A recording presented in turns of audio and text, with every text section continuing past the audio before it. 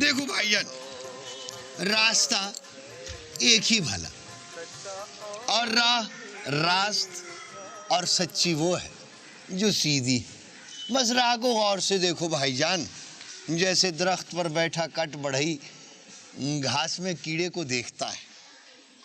फिर उस राह को आजमाओ, परखो, देखो, आंको, परतियाओ, चलो, गुजरो, और फिर अपने आप से पूछो, अपने आप से भाईजान, अपने आप से, और किसी से नहीं, किसी अखबार, रिसाले, कॉलम या एडिटोरियल से नहीं। अपने आप से पूछो, अपने आप से सवाल करो कि इस रास्ते का कोई दिल भी है कि नहीं। रास्ते का दिल? रास्ते का कोई कल्ब है कि नहीं। कल्ब? और कल्ब चालू भी है कि नहीं। चालू कल्ब?